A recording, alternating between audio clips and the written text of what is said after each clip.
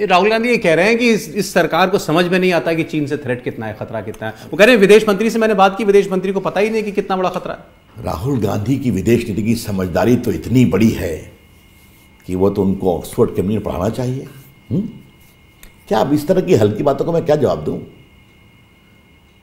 उन्होंने विदेश मंत्री को कोट किया। उन्होंने कहा, विदेश मंत्री ने कहा कि चीन हमसे बड़ी इकोनॉमी है, हम उससे झगड़ा करेंगे क्या? तो वो कह रहे हैं कि मतलब हथियार डाल दिए भारत पे। फिर अजीब बात कर रहे हैं।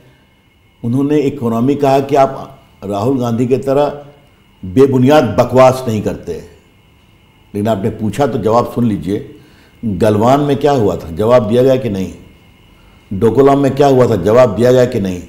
चीन की फौजें वापस गई कि नहीं गई? और मैं थोड़ा उस मामले में अनुभव रहा है।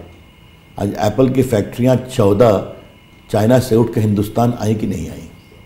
आज भारत मोबाइल मैन्युफैक्चरिंग में दुनिया का सेकंड सबसे बड़ा पावर बन गया है कि नहीं बन गया है?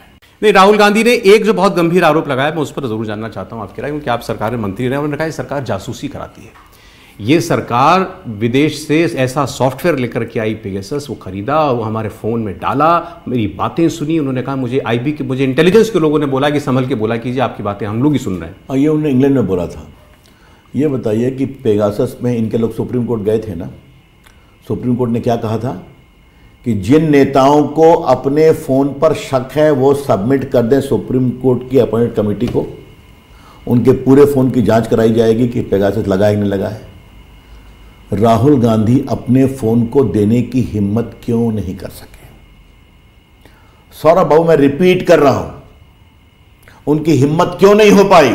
क्योंकि सारे आरोप झूठे हैं। देखिए, राहुल गांधी अपनी पार्टी के बड़े नेता हैं, राष्ट्रीय अध्यक्ष रहे हैं, लेकिन राष्ट्रीय अध्यक्ष इस तरह की हल्की बेबुनियाद बातें विदेश में करेगा।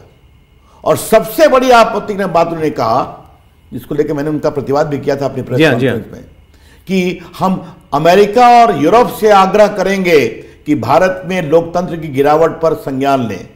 क्या मतलब है इसका? भारत के आंतरिक मामलों में आप हस्तक्षेप करवाएंगे? क्या चाहते हैं? वो अपनी सेना भेज दें? राहुल गांधी का सवाल क्या मैं आपके सामने पूछ रहा हूं, तो बाद में मालूम हुआ पिटाई होगी तो उन्होंने क्लैरिफाई किया, लेकिन पूरा आजकल तो डिजिटल मामला है। नहीं, वो बयान दिया उसके बाद, लेकिन और आपके स्टेटमेंट के बाद कांग्रेस पार्टी ने प्रेस कॉन्फ्रेंस करके आपका नाम लेकर के कहा कि आप झूठ बोल रहे हैं। बिल्कुल बिल्कुल। तो हमने अपने ट्वीट कर करके उनके ओरिजिनल भाषण को रिट्वीट कर दिया। कांग्रेस पार्टी अब जवाब दें, खड़गे जवाब दें।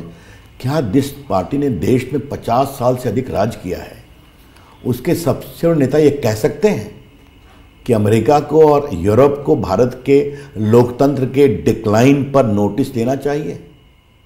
क्या मांग रहे हैं वो हमें? और इसके कारण क्या हुआ? वो भारत के जनमत का अनादर कर रहे हैं, भारत की जनता का अनादर कर रहे हैं, भारत के लोकतंत्र का अनादर कर रहे हैं, सिर्फ इसीलिए कि वोट नहीं मिलता उनको और आगे फिर नहीं मिलेगा।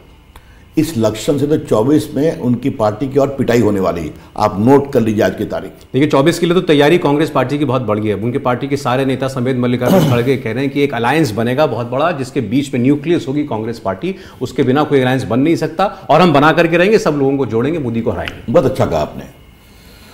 देखो सौरभ बाबू, ये 2023 का भारत है।